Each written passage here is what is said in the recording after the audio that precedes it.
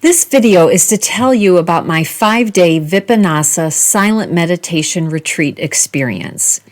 There's plenty of videos out here that do talk about that, so mine is going to tell you what exactly, like the two types of meditations that we did, why we did them, and how months later they are still impacting my life. Okay?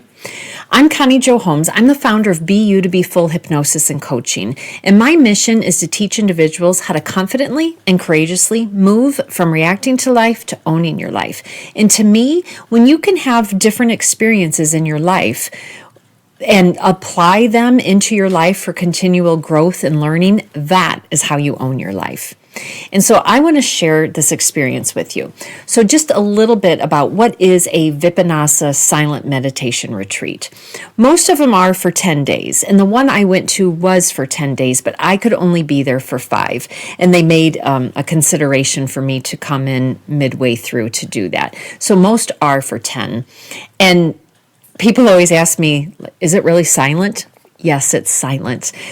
You get there, once you get acclimated, they show you the two types of meditation you do. Make sure you really understand them and why you're doing them. They give you a little bit of training, I guess, if you will, like an orientation, I'll call it. And once that starts, then you're off to the meditation hall and you are doing either a walking or a sitting meditation for hours. And so that is when the silence starts. There is no talking during meals. There's no talking in the home that you're staying in or whatever your accommodations are. There's no talking in there. There's no calling home at night. There's no playing on your phone before you go to bed. It is totally going internal. Okay. And the only time you're talking is once a day. You have a meeting with the monk, and that is so that you can maybe express what you're experiencing, ask questions. They can check in, make sure you're doing things how you're supposed to, and that type of thing. And you eat 2 meals a day because I can't remember if you can't eat after noon or 1. So you're eating breakfast and lunch, and that's it for meals.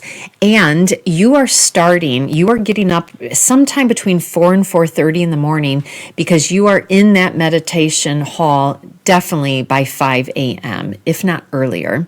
And then you are doing either a walking or a sitting meditation until every place is probably a little bit different, but at least until 8 o'clock at night, if not 9 or 10 p.m. It's an entire day of meditating for up to 10 days. So, all right. So I'll start with just giving you a really quick overview on the 2 types of meditations that we do. So the one is a walking meditation and the second is a sitting meditation.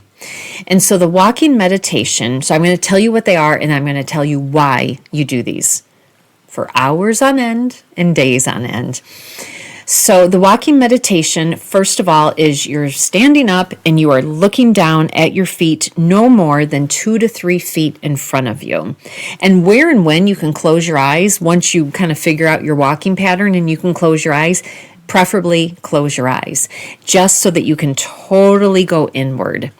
It's when we walk, like we do as humans every day, we're looking around. And when we look around, we can get distracted by things. They want no distractions because you want to totally go within yourself. So, and as you're walking, your hands can be in one of 3 positions. It can be, crossed at the chest. It can be arms, kind of down like maybe in a rest position, behind your back and down at your waist. And the same thing, but in the front, your arms crossed and down in front of your waist. So that's how your hands are. And then when you start, it is, and you're saying and thinking this as you're doing it, lift, push, drop, lift, push, drop, lift, push, drop. I kid you not. That is what you're doing for hours and days. So the next question is, why? Why would you ever do that? And what you're learning, the why is because of what you're learning. So 1, you are walking pretty darn slow, just like that. And you are saying in your head or thinking it, feeling it, however it happens for you, exactly what you're doing before you do it. And so a couple of things that's doing. One, it's really having you go within. You become a little bit meditative or almost hypnotic. At least I did, just in the routine and the process and all of that. So that also helps you to go within. And then when you're lift, push, drop, lift, push, drop. Now, sometimes there's a little bit more to that as you go on for days, and I'm not going to explain it here, but sometimes it's lift, push, drop, press. There can be a little bit more that you're doing with the walking, but for the most part, it's, those three movements. And what it's teaching us is that before we do anything, there is an intention split seconds before we do it. So just think about you walking, or just, walk right now. You don't think about it, you just do it. Just like me speaking right now, I'm just doing it. But yet every single thing that we do, but we don't notice it, milliseconds before we do it, there's an intention that that's what we're going to do. And if you think about it, even though we all know how to walk, it starts with we know, so it's setting that intention. I have to lift my foot, because if I don't, that's when I trip over myself, right? So the intention is to lift. You have to push your foot forward to move forward, and then you have to put your foot down. And then you do it with the next one. And I know it might sound so mundane and routine, but it's really beating that message home to you. Right now I have a water bottle right here. So normally, I want to drink of water, I'm just going to grab it. And when we do that, that's when we can knock the water bottle over, spill the coffee all over the keyboard, right?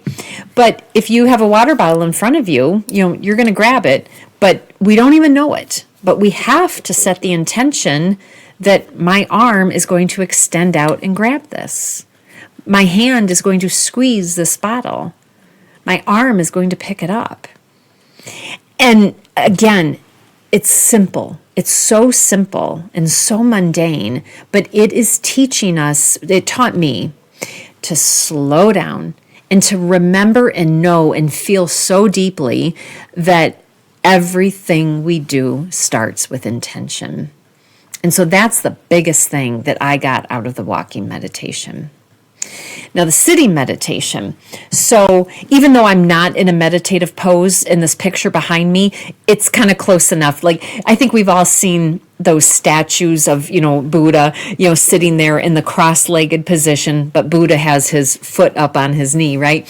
And if you can't do that, it's fine. Yeah, because I sat like that. Your arms are, my hands are not in a proper position, but that pose is not supposed to be meditative. But anyways, your hands are on your knees in the cross-legged positions. Your palms are either face up or they're face down.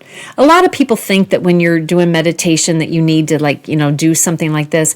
If you want to, you can, but you don't have to. It doesn't do anything. Like the proper Buddha days from like the original, his palms are up or his palms are down. And so that's the proper position. And so you are sitting in that position, just like the walking meditation, for hours and for days. Why? The reason being, this one teaches you a lot as well. And what this one teaches you is, because there comes a time where you're hurting. I'm 54 years old, and to sit like that for 10 minutes, I can easily do that. I was sitting there for 20 minutes. I could easily do it for 20 minutes, but 20 minutes and 1 second, my hip was screaming at me.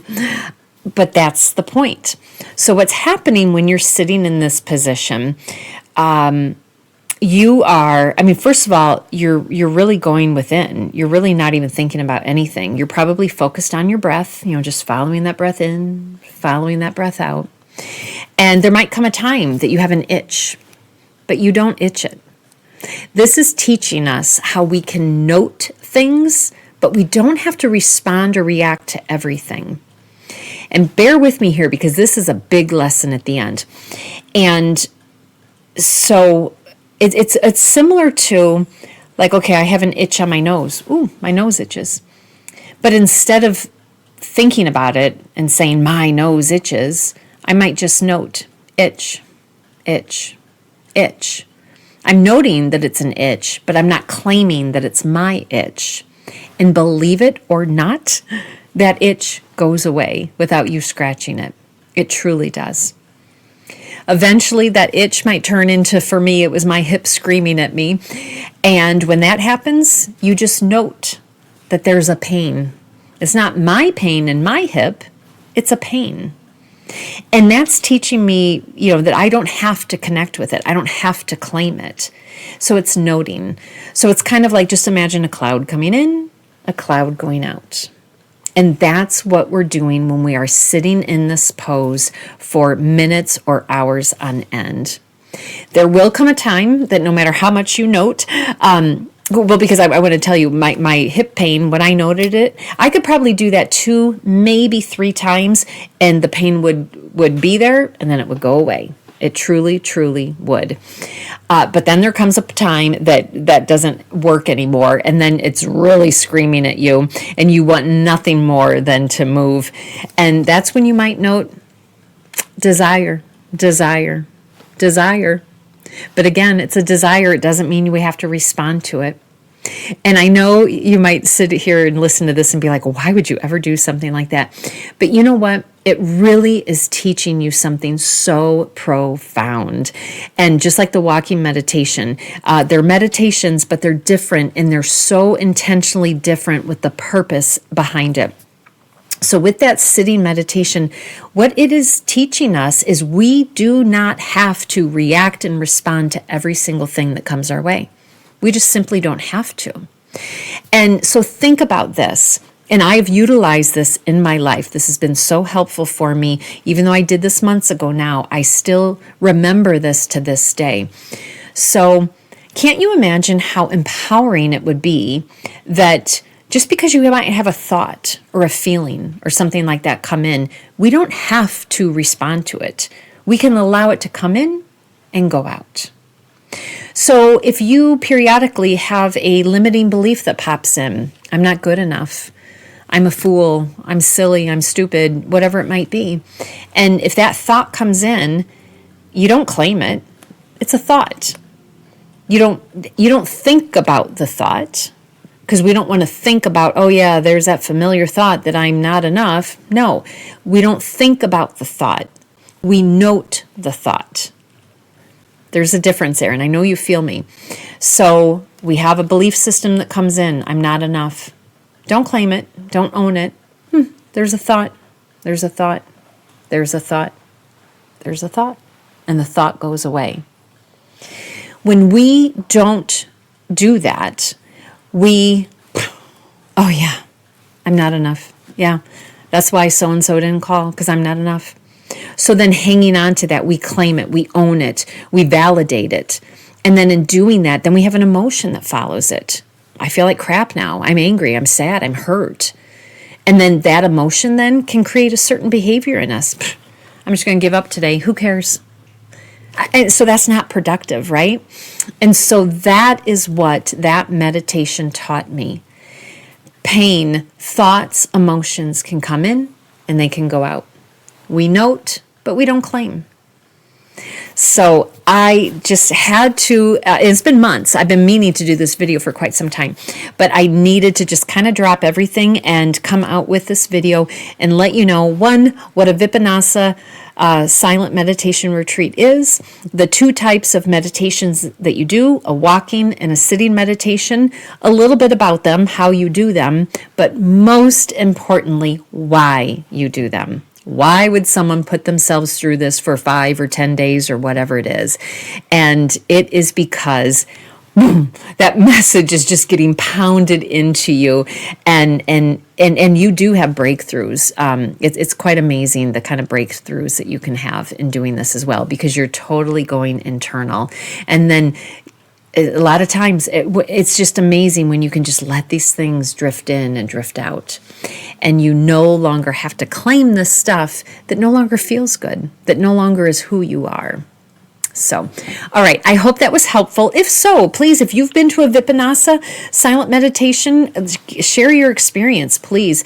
If it's something that interests you and you have questions, please put a comment in there. And also, if I spared you 5 or 10 days and, silence for that amount of time and you really got something out of this, let me know by liking, commenting, or sharing this out or subscribing. And then also, as always, I am a hypnotherapist, a coach, as well as a neuro-linguistic programming NLP specialist. So if I can support you in any way, please look in the description box to find out how to schedule a free 30-minute consultation call with me. All right, thank you so much. Have a great day.